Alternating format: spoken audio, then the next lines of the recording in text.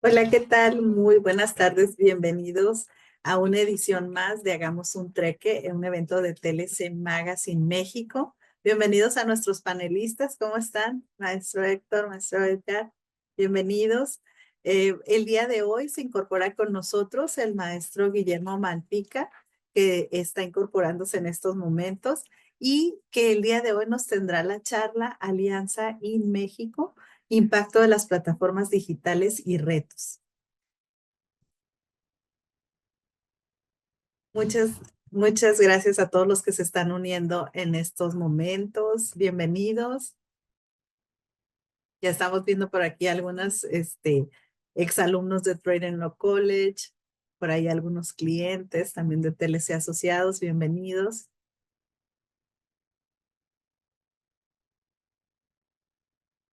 En unos segundos vamos a iniciar. El maestro Malpica se está incorporando, nada más que sí tiene algunas dificultades.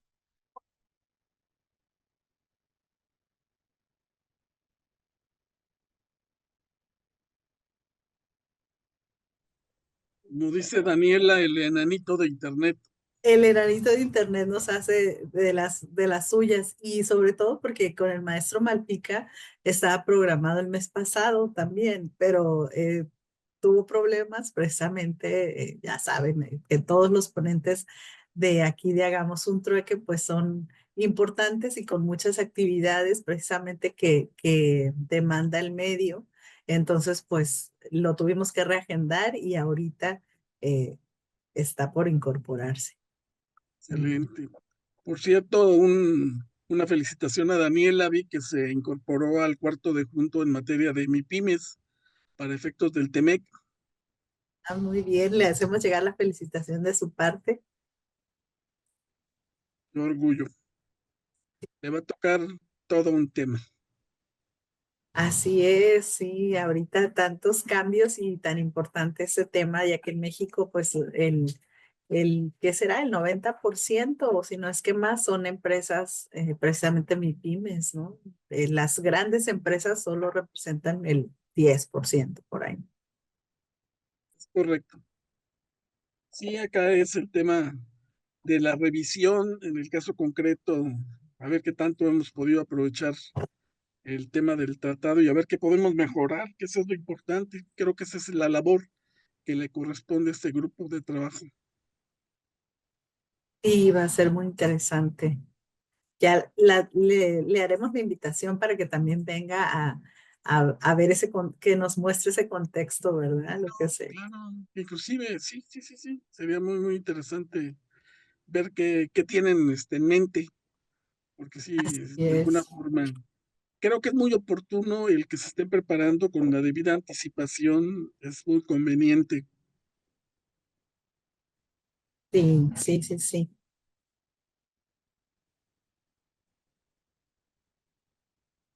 Me dicen que ya se está incorporando. Ay, muchos saludos a Juan Preciado que anda por aquí. Muchos saludos que Juan está aquí en Tijuana. ¿Qué Ujú. tal? Egresado de las maestrías de Trade Law College.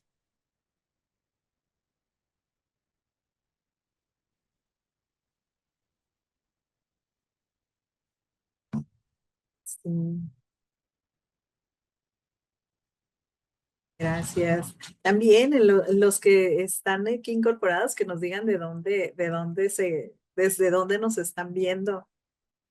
Recuerden que esta grabación y todos los demás trueques los pueden ver a través de YouTube, del canal de TLC Magazine México y también de las redes sociales, tanto de TLC Asociados, de Trade Law College y por supuesto de, de TLC Magazine.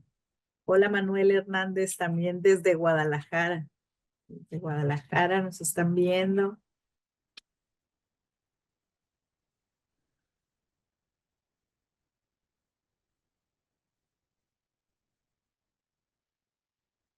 Y también desde Ciudad de México. Saludos. Desde Saltillo, Coahuila. Qué bien.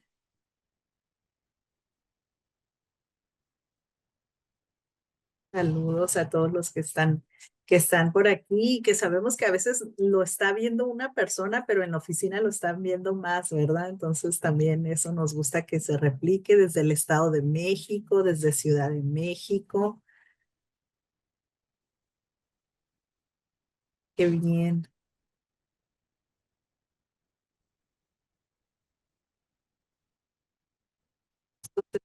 Mando por aquí también. Para cualquier empleado, atender y corregir actividades laborales de manera inesperada como legales, fiscales o inclusive operativas es una tarea extra y muy común, con todo el desgaste físico, mental y económico que esto conlleva. Muchas veces sin permitir que puedan cumplir con las actividades que tenían asignadas para ese día. En Hub TLC contamos con herramientas elaboradas por expertos en materia de cumplimiento que con base en un conjunto de reactivos te ayudan a detectar, prevenir y reportar si tu empresa y tus empleados tienen procedimientos, lineamientos, buenas prácticas que ayuden a desarrollar su actividad de acuerdo con las leyes, reglamentos, normas y ética que se aplican en la industria. Hub TLC permite visualizar información de meses pasados y todo queda guardado de forma histórica. Consulta los reactivos que se evalúan por cada medidor de cumplimiento. Se observan los porcentajes obtenidos de acuerdo con tus respuestas. Califica de forma sencilla. El sistema te indica en tiempo real tu cumplimiento. También puedes cargar la documentación que sustente tu respuesta. Consulta y descarga los archivos cargados en el periodo.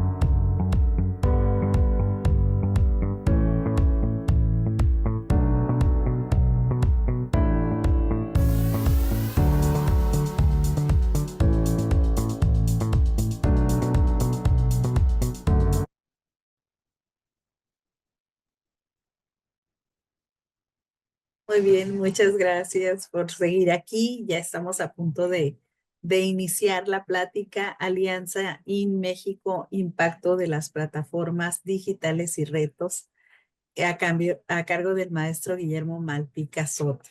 Bienvenido, maestro, ¿cómo está? Muy bien, gracias, Lupita. Una disculpa por entrar tarde. Les digo que nos ha traído aquí esperando su charla desde el mes pasado, pero qué bueno que ya está aquí. Bueno, Sí, si me permite, voy a presentar su semblanza antes de eso. iniciar.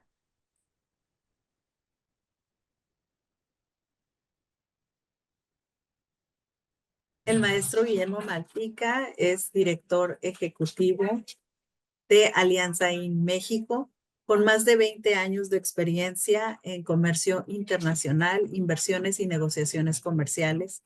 Actualmente es el director ejecutivo de la American Chamber of Commerce, capítulo México, capítulo Monterrey, perdón. A lo largo de su carrera ha desempeñado roles clave en la Secretaría de Economía, incluyendo su tiempo como representante comercial de la Embajada de México en Washington, D.C., donde apoyó negociaciones estratégicas y defendió los intereses comerciales del país. Participó activamente en la negociación del tratado entre México, Estados Unidos y Canadá, el TEMEC, fungiendo como jefe negociador en temas cruciales como servicios, inversión, energía y movilidad temporal. Anteriormente fue director general de Comercio Internacional, de Servicios e Inversión en la Secretaría de Economía y consejero en la Comisión Permanente de México ante la Organización Mundial del Comercio, la OMC, en Ginebra.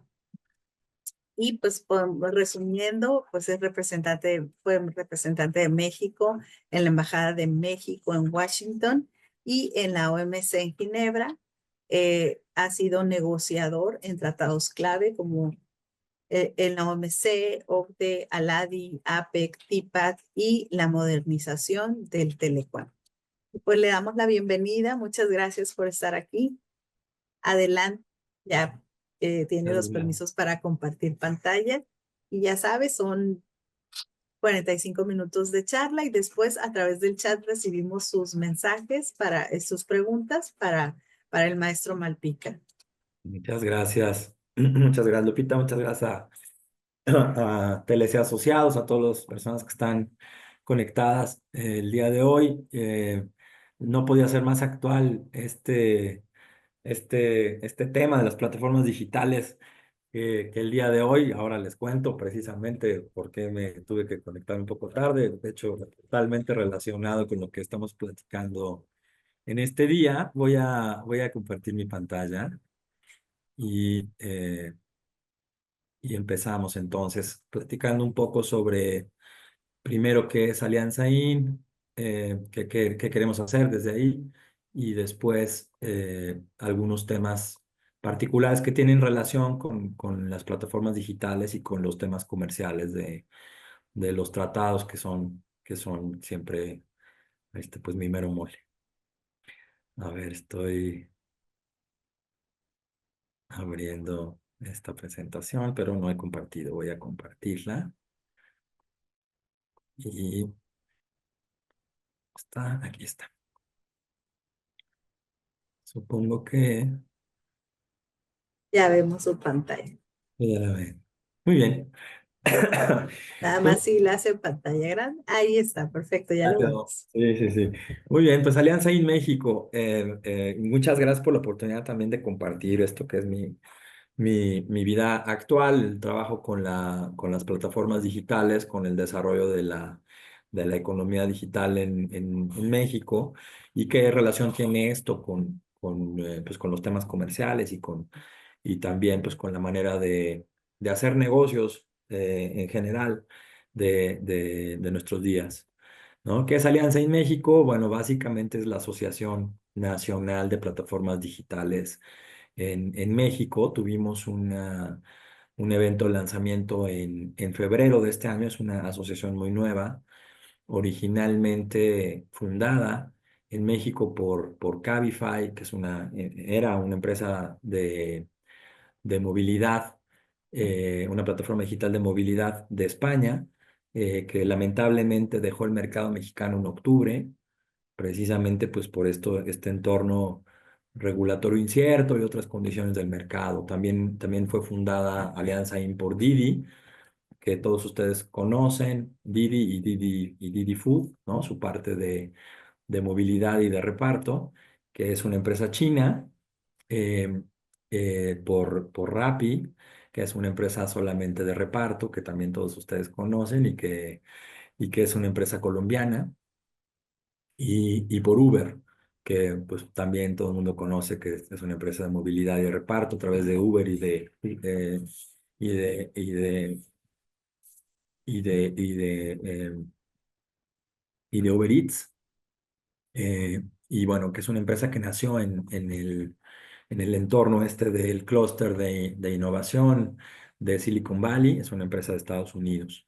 Todas estas empresas también, pues no son tampoco muy añejas, tienen 10 años, menos de 10 años en el mundo, a lo mejor un poquito más Uber, pero son empresas muy nuevas, resultado del desarrollo tecnológico, de la innovación y de la manera, de una nueva manera de hacer negocios en diferentes sectores. La idea de Alianza IN es que agrupe no solamente a las plataformas digitales de movilidad y de reparto, sino cualquier otra plataforma digital que tenga este concepto de una solución tecnológica que junta oferta y demanda, ¿no? Entonces puede ser también, por ejemplo, en el tema de property, ¿no? En el tema de propiedad, bienes raíces, ¿no? Metros cúbicos, otras empresas que tengan plataformas digitales para hacer este match entre quién busca algo y quién lo ofrece. Eh, también en el tema de hospitalidad, ¿no? Por ejemplo, Airbnb es el actor más conocido.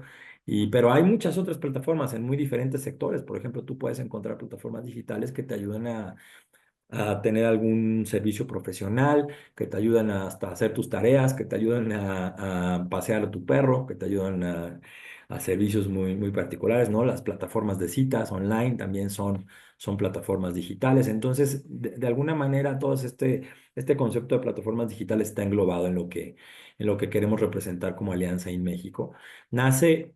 No nació en México, curiosamente, y de hecho en México nace de una manera mucho más organizada que en otros países. Hay pares de Alianza IN en muchos países, por ejemplo en España, en la India, en el Reino Unido, pero como Alianza IN tenemos el antecedente de Alianza IN Colombia, que nació hace 3 años, justo ante una situación de emergencia, de un día para otro deja de permitirse la operación de las plataformas digitales de movilidad en ese país y entonces se organizan las empresas que prestan estos servicios para, para tener una interlocución común, tener una voz como industria y entonces nace Alianza en Colombia, que ahora agrupa no solamente movilidad de reparto, sino también, por ejemplo, servicios financieros, ¿no? Las fintech, las insurtech, que son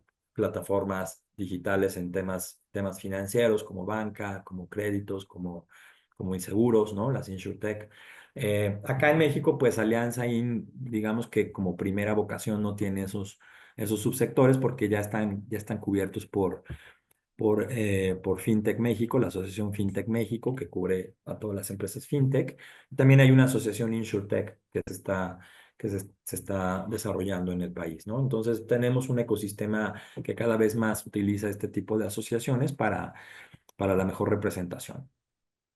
Y a principios de este año, a principios también del año 2024, también por una iniciativa que se mete en el Congreso chileno, se forma por actores también comunes a los que tenemos en Alianza en México, se forma Alianza en Chile. En México, pues desde el año pasado, en realidad empezamos a pensar ya en la formación de una asociación, ya había habido algunos intentos de tener alguna regulación en el tema de plataformas digitales en México en el año 2022, 2023, y entonces con tiempo se empieza a planear la creación de Alianza en México para que no sea pues una reacción a alguna decisión regulatoria, sino ya una asociación bien pensada. Me invitan a mí en noviembre y en febrero hacemos el lanzamiento de Alianza en México.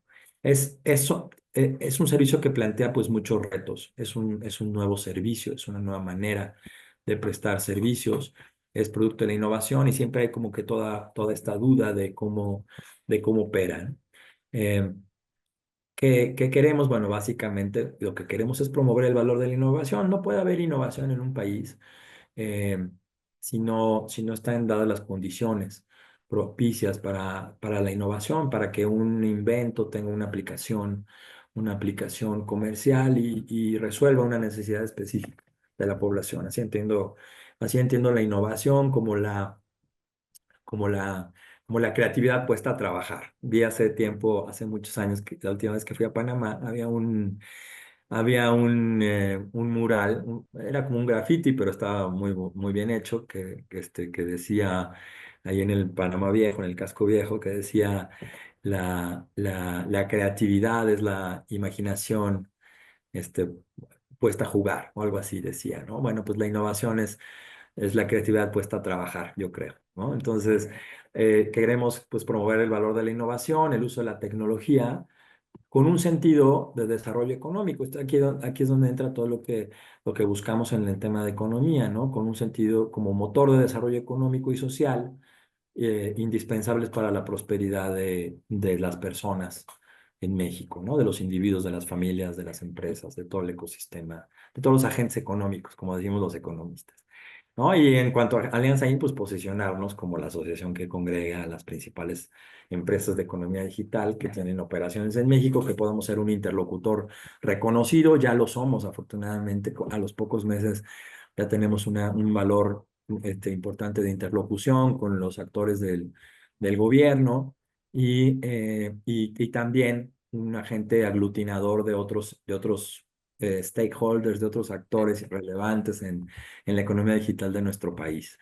Eh, ¿Qué queremos? ¿Cómo trabajamos? Bueno, básicamente primero, no sabemos muy bien cómo medir esto de las plataformas digitales, ¿no? Hay todo un reto de medición, no hay datos oficiales muy completos sobre qué valor comercial tienen las plataformas digitales, cuál es su impacto económico y social.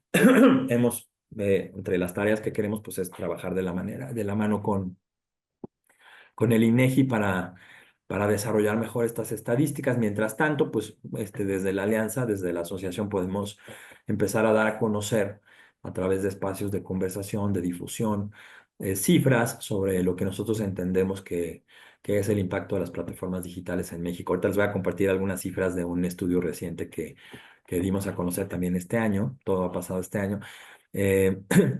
Además, en este gran pilar de impacto económico-social, pues queremos ser también un referente, así como hay en otras asociaciones referentes que sacan cada año estudios de cómo está la situación en sus particulares sectores. Aquí también, ¿no? Generar estudios que permitan conocer el impacto económico y social de las plataformas digitales y un ángulo muy interesante que tomamos prestado de Alianza en Colombia es este proyecto Mujeres en Apps, ¿no? Un poco también visibilizar dentro de esta tarea de las plataformas digitales el rol que tienen las mujeres en las plataformas digitales.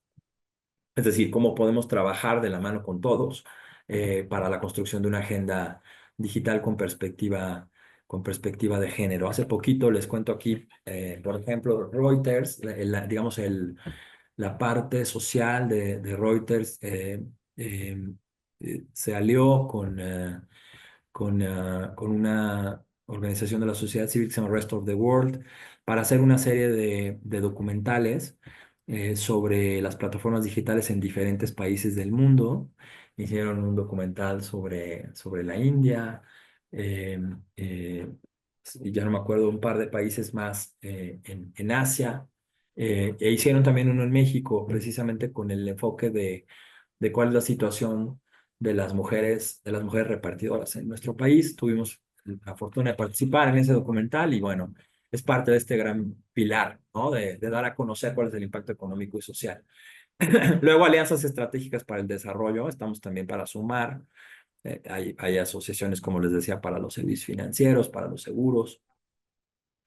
Más allá de eso, hay también asociaciones para todo tipo de marketplaces, ¿no? Tenemos asociaciones en México para los servicios de telecomunicaciones que están desarrollados. Entonces, todo esto es un ecosistema nuevo y debemos trabajar de manera coordinada en los temas que nos preocupan de la agenda pública. Entonces, esa segunda gran tarea que me encargaron cuando me invitaron a esto es la vinculación, ¿no? con otros actores También nos vinculamos en esta parte de vinculación no solamente con los gobiernos, con otras asociaciones, otras cámaras, con las confederaciones, como con Canaco, ¿no? Tenemos ahí, bajo el liderazgo de Octavio de la Torre, tenemos una vicepresidencia en plataformas digitales a través de uno de los socios, precisamente del presidente del Consejo de Alianza IN, de Uber.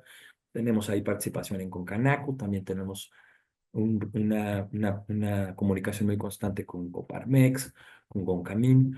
Entonces, todo eso también es parte de la vinculación y con los repartidores y con los conductores. Hace poquito hicimos bueno, en el 2023, en noviembre de 2022, perdón, en noviembre de 2022 se hicieron una serie de reuniones con repartidores con asociaciones de repartidores, agrupaciones de repartidores para identificar cuáles eran los elementos que podrían mejorar su experiencia en el uso de las aplicaciones, de las plataformas, y se llegó a un decálogo.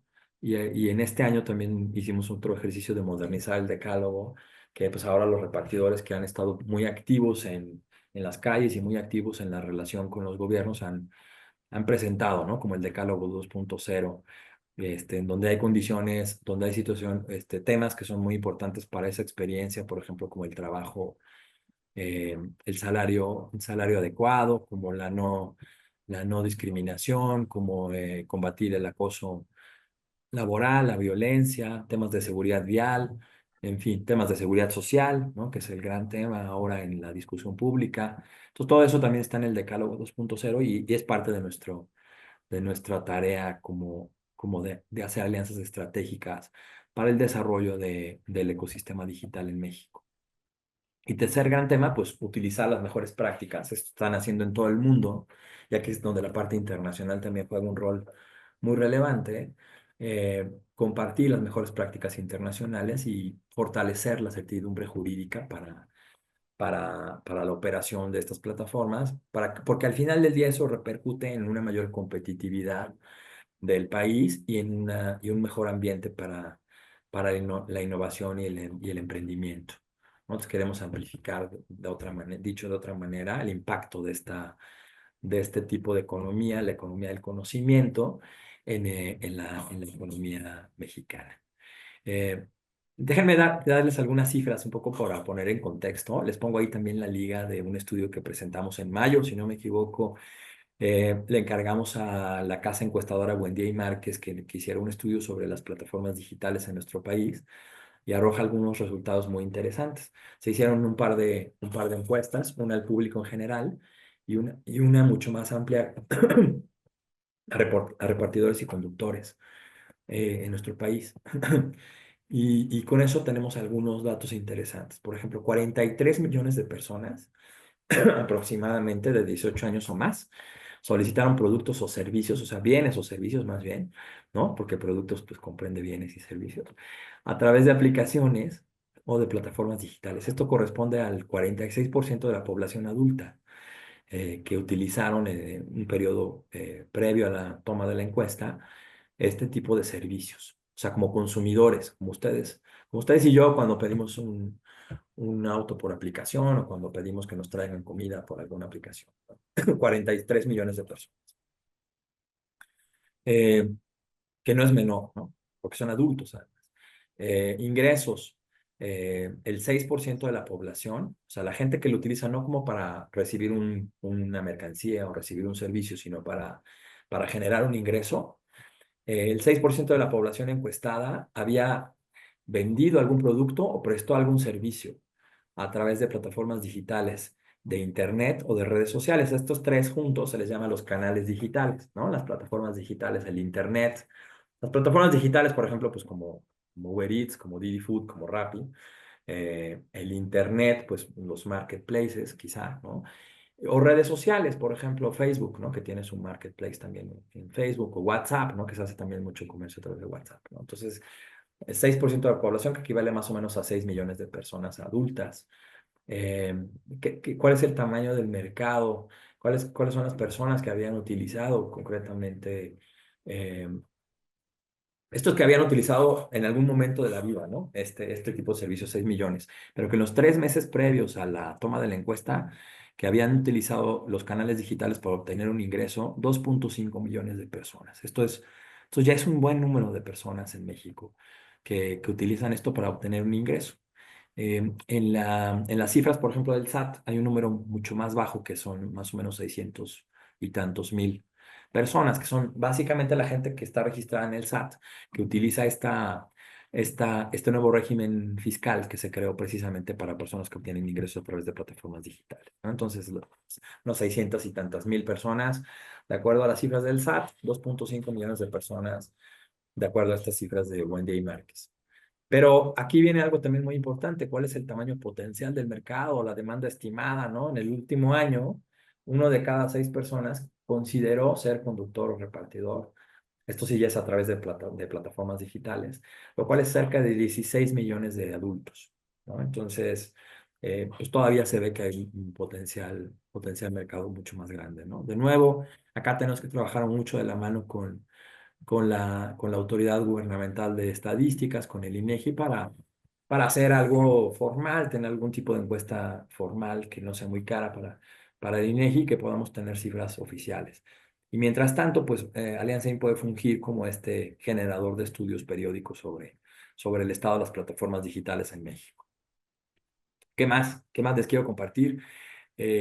Sobre cuál es la experiencia, cuál es el uso que hacen estas personas que utilizan las plataformas, los repartidores, los conductores. 76% de los encuestados estaban algo o muy satisfechos con la generación de ganancias a través de plataformas digitales. ¿Qué tanto se usa? Fíjense bien, para el 32% no es un ingreso, no es su principal ingreso. Para el 27% es la principal fuente de ingreso, la única fuente de ingreso, y para el 26% son una fuente importante de ingresos. Entonces, no es un ingreso fundamental para la tercera parte de la gente que utiliza estas plataformas. Si lo vemos por horas de uso, también 6 de cada 10 personas, un poquito, alrededor del 60% de las personas encuestadas utilizan menos de 20 horas a la semana, ¿no? Entonces, menos de medio tiempo, ¿no? Si le quisiéramos llamar de alguna manera. 3 de cada 10, entre 20 y 40 y 39 horas, digamos. Y solamente 14% de los encuestados lo utilizaban 40 horas o más a la semana.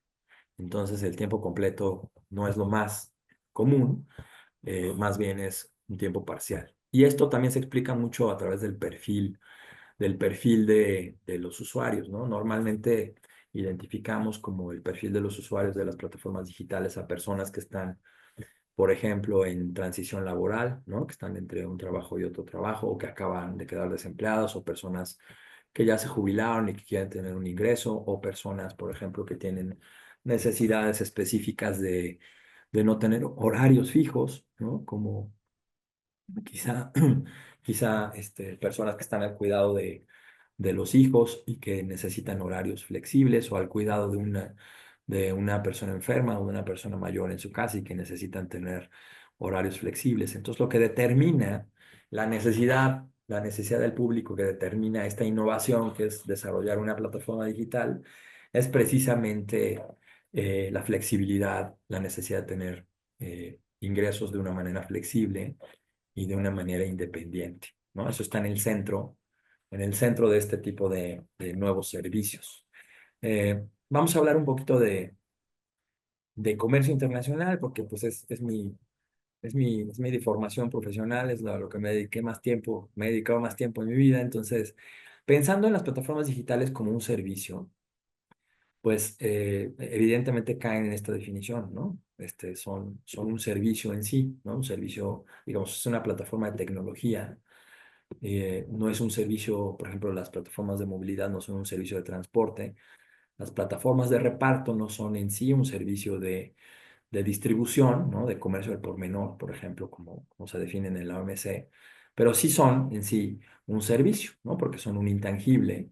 Juntar a alguien que quiere utilizar su auto en horas de ocio para mover gente y ganar dinero, es un servicio, es intangible. No puedes tocar ese matchmaking, como dicen es por decirlo en buen español, ¿no? No es algo almacenable, es algo que requiere simultaneidad entre la prestación del servicio y el consumo del servicio, ¿no? Entonces cumple, digamos, estas características para llamarlas un servicio. Se pone más complicado cuando pensamos, por ejemplo, pues cuál sería la clasificación de las plataformas digitales en el contexto del comercio internacional. Porque a diferencia del comercio de bienes, como ustedes saben, pues no hay una clasificación, digamos, universal para el comercio transfronterizo de servicios, ¿no? Tenemos la historia de la clasificación que se diseñó durante la Ronda Uruguay, cuando se negocia por primera vez el tema de comercio transfronterizo de servicios a nivel multilateral, cuando nace el GATS, ¿no? El Acuerdo General sobre el Comercio de Servicios, el AGCS. Bueno, en esa época, cuando se estaban negociando los compromisos específicos de cada país, se diseñó una clasificación que se le llama coloquialmente la W120. Viene de un nombre mucho más largo. Los documentos de la negociación durante la Ronda Uruguay tenían una larga serie de letras y de números. Y el final de ese documento eh, es W120, ¿no? O sea, pero antes trae otras cosas, ¿no? MTN era Multilateral Negotiations, punto, luego ya no me acuerdo qué otras siglas, para decir que eran negociaciones de servicios, luego, perdón, slash, o sea, diagonal, y después W, porque era un documento de trabajo, un working paper, y era el 120, el documento 120 de trabajo de esas negociaciones. Entonces, esa clasificación que se conoce como W120 se sigue usando, ¿no? De alguna manera para entender los compromisos en la OMC, los compromisos de servicios. Pero es una clasificación muy, muy pequeña, tiene 12 sectores, tiene como 125 subsectores. Entonces, y además es una clasificación pues de los 80s. Entonces, pues cuesta trabajo encontrar en la W120 dónde podrían caber las plataformas digitales. Sin embargo, por ejemplo, si vemos en los servicios, en la sección 2 de servicios de comunicaciones, hay creo que es el C, que habla de los servicios de telecomunicaciones, y entre los servicios de telecomunicaciones habla de los servicios de conmutación de paquetes. ¿Qué es eso? Pues estamos hablando de una época pre-internet, ¿no? De hecho. Entonces, significa servicios en los que los datos se empaquetan, se encriptan, se mandan a otro destino y en su destino se desencriptan y se utilizan, ¿no? Entonces es un poco esto de los servicios de conmutación de paquetes después daría origen, entre otras cosas, al Internet. Y podríamos decir también que los servicios de plataformas digitales un poco tienen esta lógica de encriptamiento y desencriptamiento entre su punto de partida y su punto de llegada, ¿no? Entonces, aunque no existían, podemos decir que podrían caber quizá en esa clasificación, ¿no? Pero también hay una clasificación nacional, ¿no? Cada país puede tener su clasificación nacional de servicios. México tenía por muchos años una clasificación nacional que se llamaba CEMAP, la clasificación mexicana de actividades y productos, que era como de 1988, se modernizó en 1994 para el Telecán, y después los tres países del Telecán se juntaron, las agencias de estadísticas, y formaron una clasificación de Norteamérica que se conoce como NAICS en inglés, North American Industrial Classification System, o CIAN en español, Sistema de Clasificación Industrial de América del Norte. También ahí podríamos encontrar a lo mejor algunos servicios que se parezcan a lo que hacen las plataformas digitales hoy. Y luego la clasificación de Naciones Unidas. Naciones Unidas también tiene una clasificación desde hace muchos años. Se llama Central Product Classification o clasificación central de productos, CCP en español, CPC en inglés, y que empezó con una versión provisional y ahorita va como en la versión 2 algo, ¿no? Ahí es un desglose mucho más amplio porque se refiere a productos en general, no solamente a servicios, sino a mercancías y productos. Y ahí pues hay varias. Me puse a explorar la última versión de la CPC. No los voy a aburrir con algo demasiado técnico, pero hay varias en donde caben las plataformas digitales, ¿no? Desde servicios de datos, ¿no? De manejo de datos, para prestar algún servicio, hasta el uso de tecnología para dar servicios de retail, o el uso de tecnología para que se presten servicios de transporte, ¿no? Entonces hay varios en donde caben en donde caben las plataformas digitales utilizando la clasificación CPC. ¿Por qué es importante esto? Bueno, recordarán ustedes que los compromisos de comercio de servicios en el ámbito internacional, a nivel mundial, como que siguieron dos grandes escuelas del pensamiento. También ahí es diferente el tema de comercio de servicios al comercio de mercancías, porque en las negociaciones multilaterales, en la ronda Uruguay, y después en los tratados de libre comercio de los países, que serían este formato de la ronda Uruguay, se utilizaban listas positivas, ¿no? Se les llama listas positivas. Mientras que, por ejemplo, Estados Unidos, y un poquito como origen en unos códigos de compromisos de liberalización de la OCDE, que se llaman códigos de liberalización de operaciones invisibles, así se llaman en la OCDE, se diseñan otro tipo de listas que se llaman listas negativas. Se utilizan en el Telecan, las listas negativas. De hecho, es la primera vez que Estados Unidos utiliza listas negativas en el Telecan, porque en el tratado previo, que ahora se ha vuelto a poner de moda por las razones que todos conocemos, el tratado entre Estados Unidos y Canadá de 1986, 88, utilizaban listas positivas. Pero ya en el Telecan, en el trilateral, se utilizan listas negativas, porque ya habían aprendido en la OCDE que se podían también hacer listas negativas. Y todos los países que negociamos con Estados Unidos o con México o con Canadá después, utilizamos listas negativas.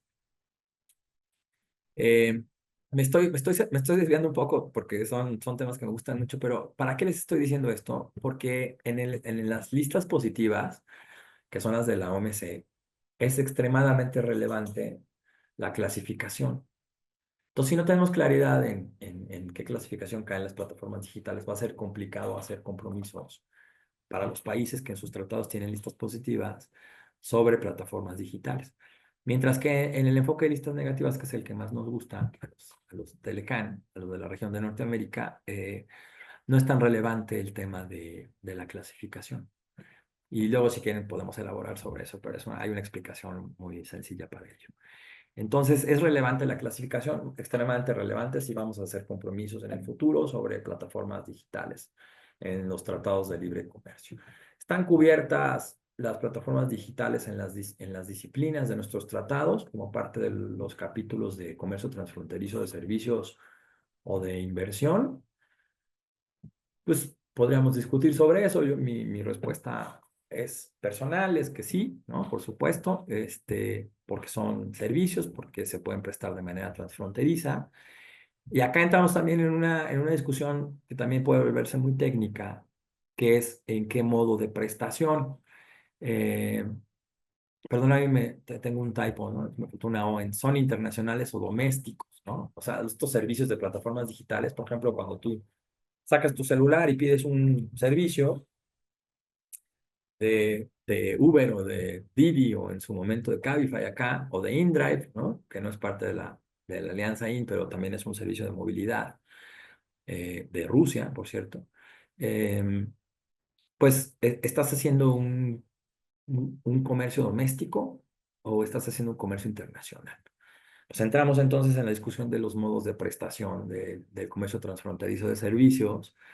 Y a lo mejor ustedes se acordarán en alguna de las veces que han leído el GATS, que en el GATS, en el tema de comercio de servicios, no se pudo definir de una manera muy práctica, de una manera útil, que era un servicio, ¿no? Porque hay pues, una gran variedad de servicios. Entonces, sí hay una definición de servicio, pero es una tautología, no sirve para nada. Entonces, definieron 4 maneras de prestar los servicios y así se les llama: modo 1, modo 2, modo 3 y modo 4.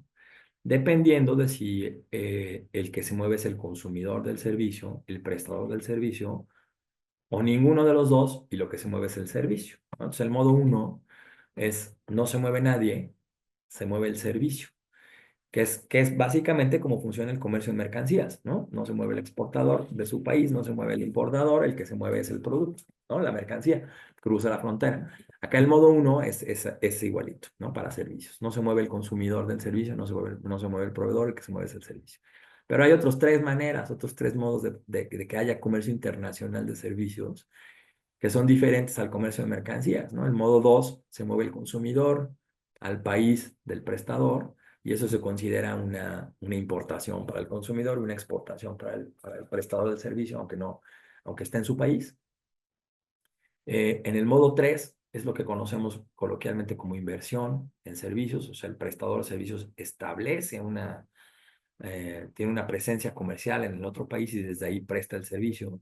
Y acá es en donde podríamos a lo mejor estar hablando de las plataformas digitales, ¿no? O sea, estas plataformas tienen su capital es de origen, eh, por ejemplo, las de Alianza In, pues de Estados Unidos, de Colombia, de China, y, eh, y a lo mejor establecen una inversión o algún tipo de presencia comercial en México y desde ahí prestan el servicio.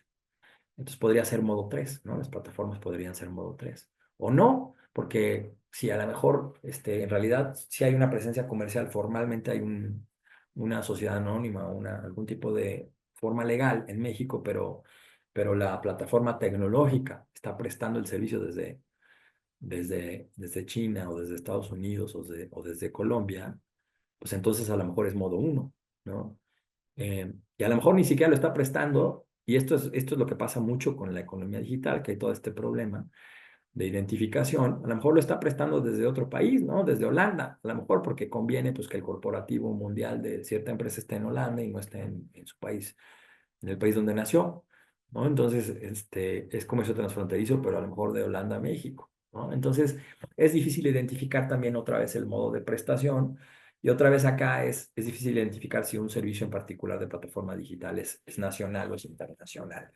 Y eso tiene sus repercusiones, sobre todo para los países que utilizan listas positivas, en entender si hay o no compromisos, ¿no? de estos servicios. ¿Qué pasa con las listas negativas? Hay un tema muy interesante acá, porque las listas negativas te dicen todo lo que no puede hacer un prestador de servicios extranjero.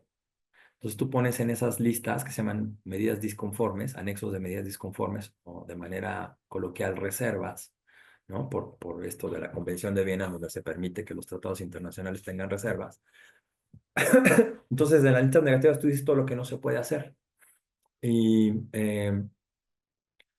entonces en automático, todo lo que no pones en esos anexos está permitido para los extranjeros. Por eso esas listas negativas se llaman listas de list or lose, ¿no? Si lo enlistas, porque es algo que no se puede hacer, perfecto. Puedes seguir impidiendo que un extranjero haga eso. Tiene que estar respaldado por una ley o una medida. Pero si no lo pones, lo estás abriendo o está abierto. La consecuencia lógica de eso, de las listas negativas, es que los nuevos servicios, como por ejemplo las plataformas digitales, tendrían que nacer liberalizados, ¿no? Como no hay una reserva en nuestros tratados, pues tendrían que nacer abiertos. O sea, que los extranjeros puedan hacerlo sin ninguna limitación, ¿no? Entonces, te fijas las implicaciones de liberalización que tienen este tipo de nuevos servicios en los tratados de libre comercio, ¿no? Por lo tanto, cualquier esfuerzo por regularlos de una manera que no se cumpla con los compromisos de liberalización de los tratados como trato de nación más favorecida, no obligatoriedad de presencia local, todos esos principios que tienen los compromisos de servicios, acceso a los mercados de servicios, eh, podrían ser potenciales violaciones si se regula sin tomar en cuenta los compromisos internacionales. Entonces, hay muchas preguntas. Este tema me encanta porque pues estoy aprendiendo mucho y además me plantea muchos retos para los compromisos internacionales, las disciplinas sobre comercio de servicios. Por eso les quise presentar esta diapositiva eh, y, em, y decirles también que hay un tema ahora muy actual. De hecho, ayer, no es cierto, hoy ya no sé ni qué día es, hoy es miércoles, el viernes, si no me equivoco, por ejemplo, se presentó en el Congreso de Chihuahua el presupuesto, el proyecto, ¿no? de presupuesto para ser discutido en el Congreso de Chihuahua para el 2025. Y se inventó un nuevo impuesto de 1.5 por cada viaje para las plataformas digitales de reparto. Este impuesto pues no es idea original de Chihuahua, ya hay uno de 2% o de 1.5%, no me acuerdo, en la Ciudad de México.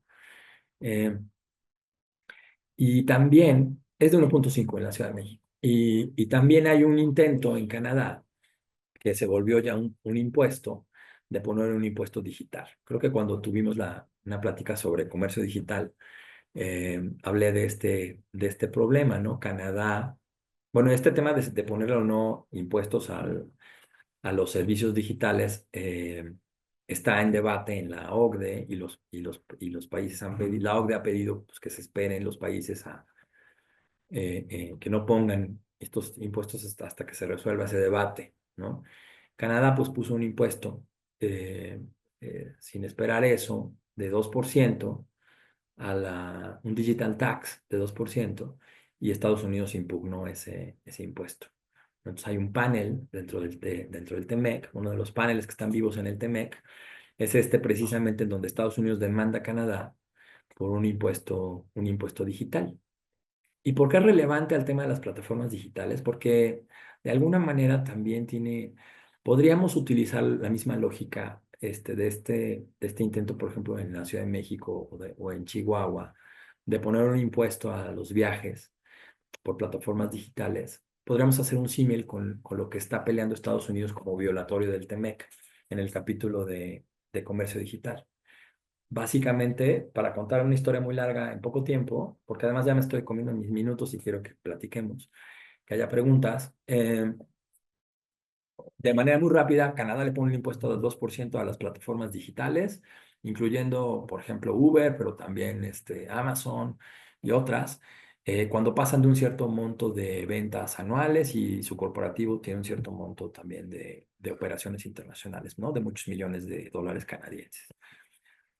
A simple vista parece que este impuesto digital no discrimina, es decir, no viola ningún compromiso del TEMEC, porque se pueden poner, el propio capítulo lo dice, se pueden poner impuestos, pero siempre y cuando sean consistentes con los compromisos del tratado, y esto es pues, que cumplan contrato nacional.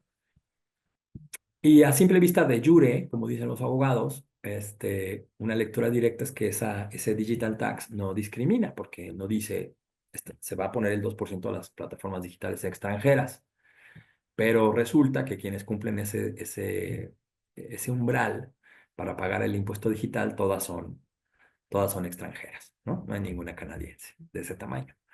Entonces, de facto, hay una discriminación, una violación a trato nacional, y eso es lo que está alegando Estados Unidos en el panel. México ya se sumó al panel y vamos a ver qué es lo que se determina. Podría tener que ver, entonces, lo que se determine un poco con estos casos en la Ciudad de México o en Chihuahua, si es que progresa este intento de poner un impuesto nuevo al aprovechamiento, le llaman un aprovechamiento de la infraestructura eh, de banda ancha, ¿no? De telecomunicaciones.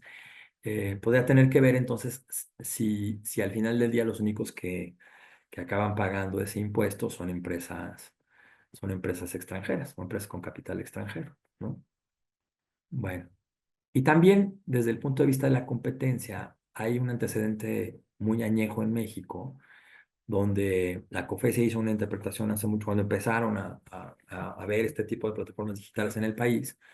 Se les decía que, bueno, había la queja, como hay en muchas ciudades de México, de que los autos que utilizan estas plataformas para dar servicios de movilidad no cumplen con toda la regulación que cumplen los taxis, ¿no? Por ejemplo. Entonces se decía, pues es que no son lo mismo, básicamente esto no es un servicio de transporte, y la COFECE hace una interpretación en ese momento de qué son, y justamente dice, pues son una solución tecnológica, no son un servicio de transporte, ¿no? Después ya ha seguido la COFECE explorando el tema de la economía digital y cuáles son los potenciales problemas de competencia, pero digamos, para efectos de la definición de plataformas digitales, desde esa interpretación de la COFECE, hace ya muchos años, en los 90s, se determina que, ¿en los 90s? Bueno, hace muchos años, se determina que no son un servicio de transporte, sino básicamente un servicio pues, de optimización a través de plataformas tecnológicas, de optimización de oferta y demanda para servicios de movilidad y otros servicios. Bueno, da para muchísimo esta discusión, ¿no? ¿Qué pasa con el capítulo de comercio digital y plataformas digitales? Si vemos, por ejemplo, el TEMEC, hablando, por ejemplo, de Uber, que es de Estados Unidos, el artículo 19.1, que son las definiciones del capítulo de comercio digital del TEMEC, dice que producto digital es un programa de cómputo, texto, video, imagen, grabación de sonido u otro producto que esté codificado digitalmente, producido para la venta o distribución comercial, o sea, que tenga un fin comercial, y que pueda ser transmitido electrónicamente, ¿no? Entonces, la pregunta es, ¿caben las plataformas digitales en esta definición de producto digital? Si caben, entonces aplican las disciplinas de comercio digital a las plataformas digitales. ¿Y, y por qué es esto relevante? Ahí les pongo la liga, por ejemplo, del capítulo del TEMEC, de comercio digital, del capítulo 19. Por ejemplo, en el caso que está tan vigente hoy en día, que es el de la ley, la iniciativa de ley que se presentó ayer en la noche. Justamente por eso me conecté tarde. Se presentó ayer en la noche una iniciativa de reforma a la Ley Federal del Trabajo para ponerle seguridad social a las plataformas digitales. Y podemos hablar de ese tema muchísimo, es lo que me ha ocupado los últimos meses de mi vida. Pero una de las cosas que tiene esta iniciativa de ley, de reforma a la ley, es que habla de un concepto que se conoce como transparencia algorítmica.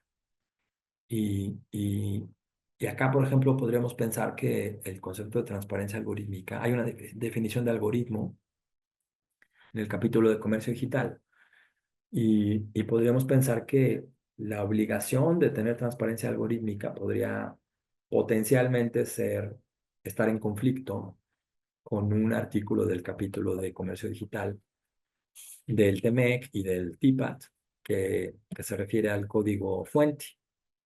¿Recuerdan ustedes de alguna plática sobre esos temas? Que el código fuente es como el lenguaje de programación que está dentro del software, que te dice un poco cómo está armado ese software, ¿no? Entonces un país no le puede exigir a un proveedor de servicios de otro país que le comparta el código fuente como condición para comercializar su producto en ese país. Entonces, si te piden transparencia algorítmica, podrías pensar que te están pidiendo quizá compartir el código fuente. Entonces, habrá que aclarar ese artículo de la iniciativa de reforma que entró anoche en el Congreso y que hoy ya está en la Comisión del Trabajo y que mañana ya se va a discutir y que va a ser presentada por el secretario del Trabajo, ¿no? O sea, hay cierta velocidad en este proceso por sacar la reforma a la Ley Federal del Trabajo, y es lo que nos ha tenido pues en un diálogo muy, muy intenso con la propia Secretaría del Trabajo y pues tratando de hacer de esta ley una ley pues que si bien cumpla con atender objetivos de política legítimos, como dicen los tratados también, que es legítimo regular para perseguir objetivos de política, pero que al mismo tiempo no entre en conflicto con los compromisos internacionales y de una manera práctica no inhiba la innovación y el desarrollo de tecnología en nuestro país, ¿no? Entonces, hay un tema interesante en el tema del código fuente, también potencialmente en el capítulo de propiedad intelectual, ¿no? Si es que te van a exigir algún tipo de, de información que pudiera tener que ver con un secreto industrial de estas plataformas. También potencialmente con los capítulos que se refieren a buenas prácticas regulatorias o al capítulo de comercio transfronterizo de servicios que pide que en su artículo de reglamentación nacional que las medidas para los prestadores de servicios se apliquen de manera transparente, no discriminatoria, razonable, ¿no? Entonces hay muchos artículos dentro del tratado que podrían tener que ver con lo que se está tratando de hacer en México para regular a las plataformas digitales, ¿no? También les pongo aquí el texto como una liga para que lo revisen después si quieren, de la negociación de comercio digital en Alianza del Pacífico, y lo pongo pues porque Rappi es es colombiana, ¿no? Entonces es parte de Colombia, de Alianza del Pacífico. Aquí, recordarán ustedes, en Alianza del Pacífico se negoció un acuerdo marco y dentro del acuerdo marco se diseñó un protocolo adicional del acuerdo marco, que es el Tratado de Libre Comercio de Alianza del Pacífico, y además se negoció ya un par de protocolos modificatorios al protocolo adicional del acuerdo marco de Alianza del Pacífico. El primer protocolo adicional el protocolo, perdón, el protocolo adicional y el primer protocolo modificatorio de Alianza del Pacífico tienen disciplinas de comercio de servicios. Ahí están, digamos, en esas dos partes, el capítulo de comercio digital de Alianza del Pacífico. Y tiene también compromisos interesantes que podrían ser relevantes a esta discusión. No hay un artículo sobre código fuente, pero sí hay artículos, por ejemplo, sobre el manejo de datos que se asegure la integridad de los datos personales, la transferencia de datos a través de las fronteras, que podría tener implicaciones importantes en cómo se regule este tema en nuestro país, ¿no? Y pensando, por ejemplo, en Didi, que es China, a lo mejor no tendríamos que ir no a un tratado, sino a la OMC, y ahí todavía está muy verde este acuerdo que se empezó a negociar hace varios años sobre comercio digital, que justamente como le dicen en la OMC, se estabilizó en una serie de disciplinas que ya se habían adoptado por más de 90 países, pero que en realidad no son muy ambiciosas todavía, ¿no? Entonces ahí falta todavía saber qué es lo que podría tener implicaciones en la regulación sobre plataformas digitales con respecto a los compromisos internacionales en comercio internacional de servicios. Ya para ir cerrando, porque me gustaría tener sus preguntas y ya son las 7. Hay una oportunidad en el TEMEC. Acabo de estar en Canadá hace una semana, porque hay un foro de Norteamérica que agrupa empresas de los 3 países y académicos de los 3 países. Se llama el North American Forum. Por México lo coordina Jaime Zabludovsky, que fue subsecretario en Economía y dirigió la negociación del Telecuen. Y bueno, es una persona muy reconocida en el comercio internacional, y yo, como doy clase en la UDEM, hicimos un paper con una investigadora de la UDEM sobre regulatory alignment, alineación regulatoria, que gustó, y entonces lo presentamos en Ottawa, como el paper de México en este foro. Y lo que proponemos ahí es que hay varias disciplinas dentro del TEMEC en donde hay posibilidad de alineación regulatoria, sobre todo en el capítulo de competitividad del TEMEC. Se puede hacer un proyecto transversal, trinacional, que tenga que ver con explorar en dónde puede haber esta alineación regulatoria para bajar costos, para mejorar la competitividad regional. Y uno de los temas en donde se mencionó fue justamente en la economía digital, por ejemplo, en temas como inteligencia artificial y ciberseguridad, pero ¿por qué no también en la manera de regular plataformas digitales, ¿no? Si hubiera alineación regulatoria, no se tendrían que cumplir con diferentes requisitos, procedimientos en cada país, y eso repercute, así como por ejemplo, como el acuerdo multilateral de facilitación comercial para mercancías, eso repercute en ahorros, en eficiencias para las empresas que tienen operación en más de un país. Entonces es un área de oportunidad interesante que vamos a seguir explorando. Espero que me sigan invitando al North American Forum el año próximo en Estados Unidos y el que sigue en México. ¿Qué pasa con la propuesta de seguridad social en plataformas? Es un tema, les digo, muy vigente. Ayer se presentó ya en el Congreso la iniciativa. En el estudio de Buendía y Márquez nosotros preguntábamos qué querían las personas, los repartidores y los conductores encuestados. Una posibilidad era que se les reclasificara como trabajadores formales, ¿no? Como empleados, que hubiera una subordinación a las empresas, a las plataformas digitales, que tuvieran todos los beneficios del empleo, pero que perdieran flexibilidad, independencia de su trabajo. Segundo, mantenerlo como está, es decir, la independencia de las personas que utilizan las plataformas. Y uno en medio, que es el 2, que haya la independencia y la flexibilidad, pero con ciertos beneficios adicionales como la seguridad social, ¿no? Que pudiera ser optativa la seguridad social. 35% quería ser clasificado como un trabajador, o sea, que hubiera laboralidad, que es lo que está proponiendo la Secretaría del Trabajo ahora. solamente una tercera parte lo quería. 86% prefería quedarse como estamos ahora y un 72% como habíamos propuesto como industria nosotros antes de que se presentara la iniciativa de ley. 72% una mezcla entre independencia y seguridad social. Entonces, la mayoría de las personas encuestadas no quiere eh, tener esta relación formal de subordinación. Las plataformas, pues tampoco, porque ese modelo de negocios no es el modelo nuevo de negocios, sino el modelo tradicional de negocios. Y el propio IMSS, pues también tiene un reto grande en aceptar este tipo de iniciativa, ¿no? Entonces, estamos en el debate. Hay experiencias internacionales negativas, por ejemplo, la ley Rider en España, y otros ejemplos no tan negativos o que podrían ser tomados en cuenta en México, como el caso del proceso para llegar a la regulación en Brasil, un fondo para la industria en el caso de la India, lo que se hizo, por ejemplo, como optativo, la laboralidad optativa en el Reino Unido. En fin, hay muchas alternativas. En lo que estamos ahora en México, pues se parece más a la ley Rider de España, con efectos negativos que ya están documentados muy bien internacionalmente, que algo un poco más constructivo. Y pues bueno, la voy a dejar acá para que podamos platicar un poco de todos estos temas. Pero muchas gracias nuevamente por la oportunidad de compartir. Y si alguien tiene preguntas hoy o después sobre estos temas, encantado de contestarles.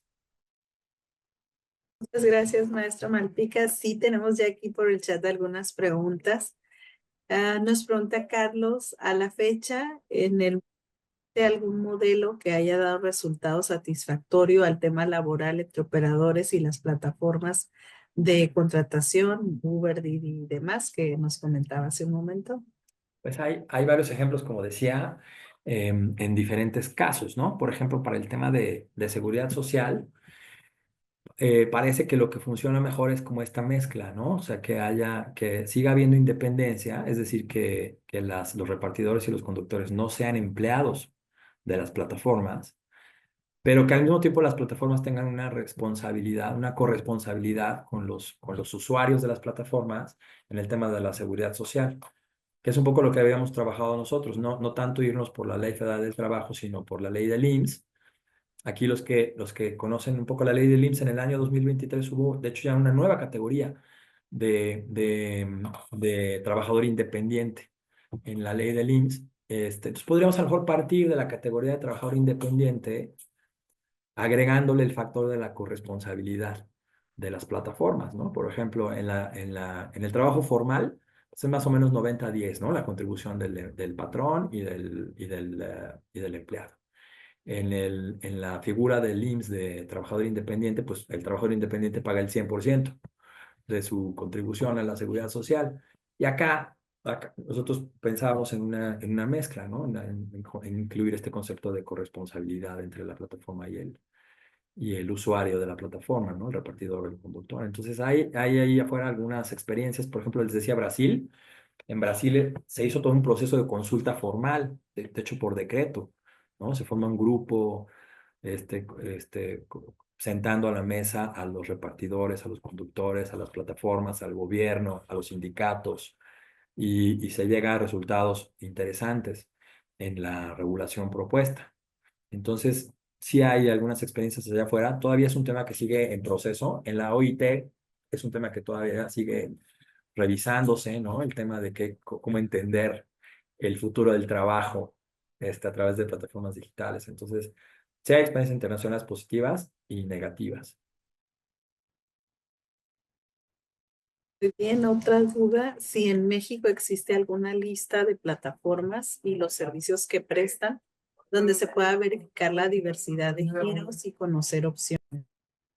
No, pues no la conozco. No sé si hay una lista como tal de plataformas digitales, porque todo el tiempo se están desarrollando. Están las que conocemos todos, ¿no? Las que son parte de mi asociación, de la asociación que dirijo, pero hay todo el tiempo innovación, ¿no?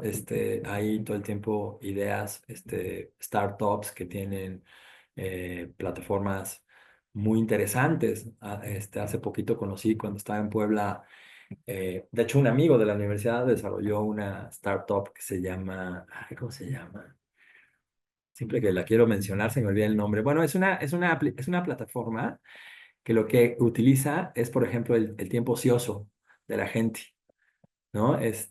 Yo soy un dentista, clásico ejemplo que siempre me contaba mi amigo, yo soy un dentista y en ciertos días de la semana y horas de la semana no me cae nada de chamba. Entonces ofrezco esos horarios con un descuento en mi consulta en esa plataforma y a lo mejor yo necesito llantas para mi coche y entonces hay otra persona que ofrece llantas que no están saliendo mucho de su stock. Y entonces tienes como una moneda de la plataforma común, una manera de monetizar ese valor del servicio o de la mercancía y haces un trueque, ¿no? Haces un trueque, ahora sí que hagamos un trueque, haces un trueque digital, ¿no? A través de esa app. Entonces, así como eso, todo el tiempo hay gente innovando y sería muy interesante tener un catálogo de, no solamente de empresas, sino también de servicios y de sectores, subsectores de servicios que ahora están utilizando este tipo de plataformas, pero no conozco yo que exista esa lista. Y me surge la duda si directamente, por ejemplo, en la Secretaría de Economía se pudiera consultar o no. Pues, pues no lo sé, porque muchas son, por ejemplo, startups, ¿no? Entonces no Todavía están empezando. están, exacto, no están tan formalizadas. Sí. Bien, también en relación a eso, si existe un checklist para poder verificar y conseguir visibilidad para evaluar el desempeño de las plataformas y decidir lo mejor, eh, Como consumidor. detectar oportunamente si son fraudulentas, si son nacionales, si son extranjeras, como para que el consumidor pueda decidir, o el No, usuario. sería muy bueno. Lo que hay es, pues, lo que pasa mucho en el entorno digital, que son el rating, ¿no? Lo que llaman como rating, ¿no? Que tú puedes calificar, como usuario tu experiencia en cierta aplicación o cierta plataforma o cierto canal digital, y que entonces el propio consumidor se vuelve un, un coadyuvante de la protección al consumidor.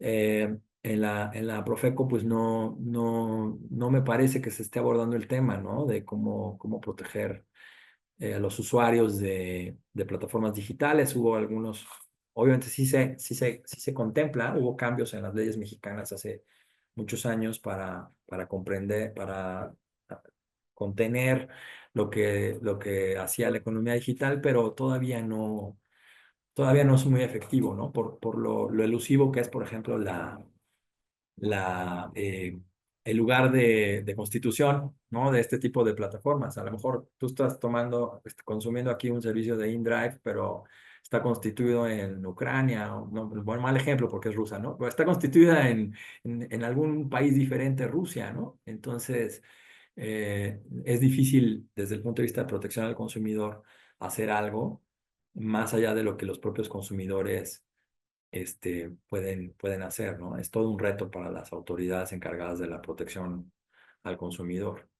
No solo Profeco, sino Conducef, ¿no? Todas las que tienen que ver en el ecosistema de protección al consumidor. ¿Y tenemos Profeco todavía? No sé, con eso Sí, de los pues bueno, cambios. No sé yo si veo, Profeco todavía existe. yo veo todavía hay un edificio cerquita de la Secretaría de Economía y todavía depende, ¿no? De la Secretaría de Economía. Sí, muy bien, muchas gracias. Pues vamos a abrir el micrófono a nuestros panelistas. ¿Quién desea iniciar? Adelante, maestro Héctor. Pues felicitar a don Guillermo por la excelente plática, no hay la menor la duda. Usamos los servicios de plataformas digitales todos los días, pero no nos damos cuenta de la trascendencia que implican estas actividades.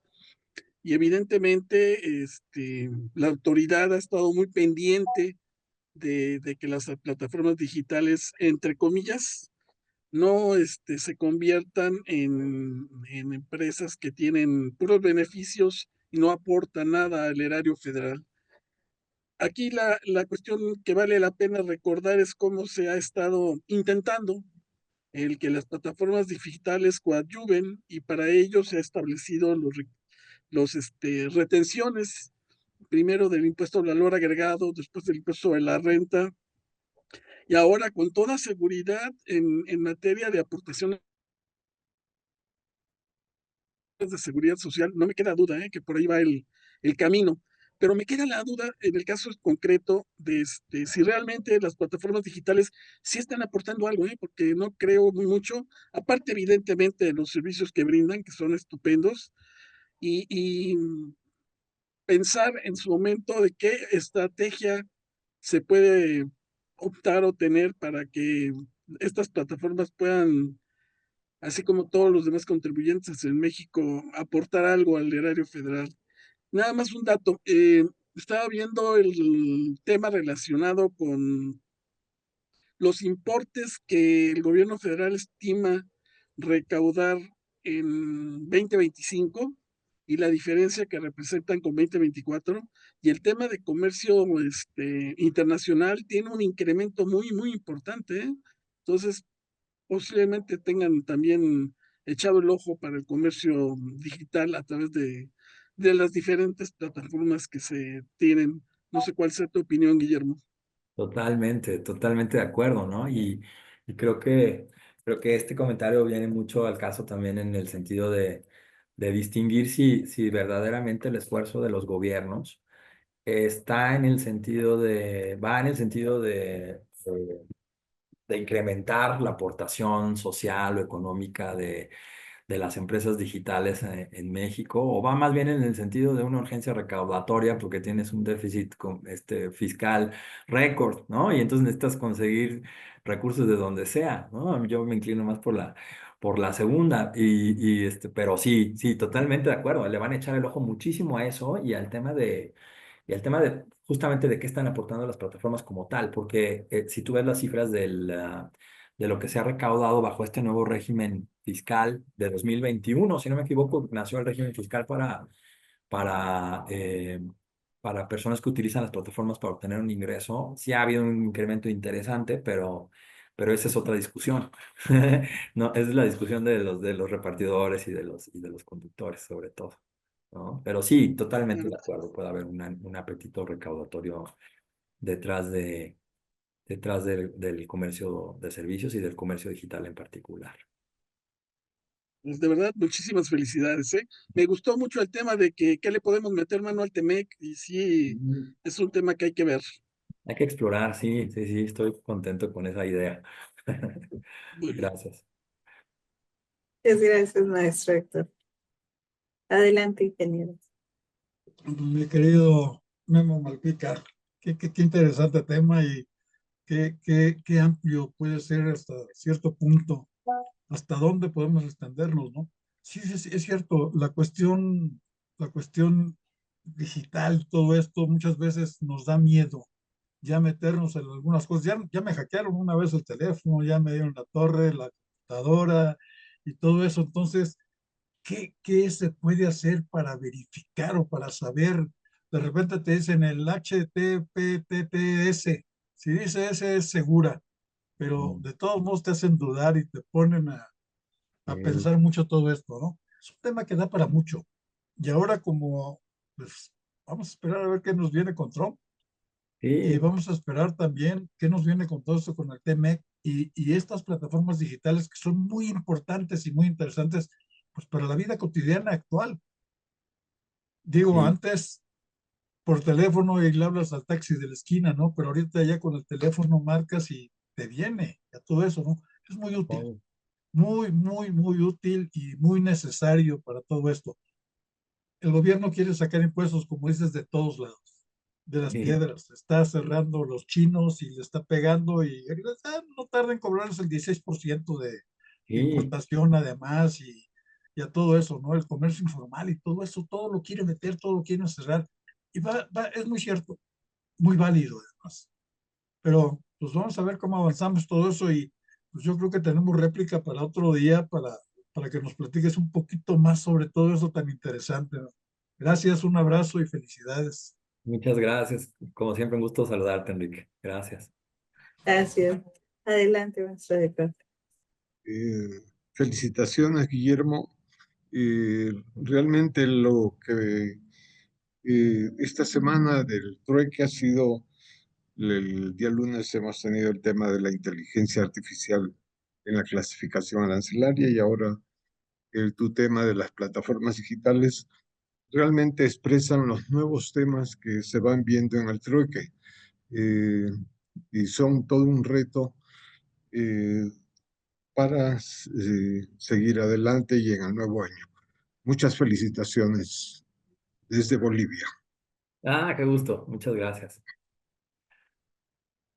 Muchas gracias. Bueno, pues ya ahorita ya dimos paso también a todas las preguntas.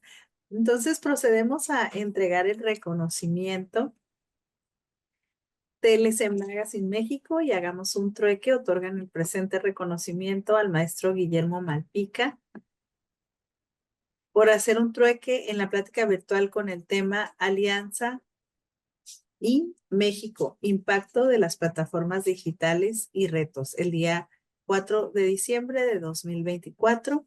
Lo firma nuestro presidente, el doctor Octavio de la Torre, y la maestra Daniela Martínez, directora general. Muchas gracias maestro, muchas gracias a los panelistas y a todos los que se sumaron el día de hoy.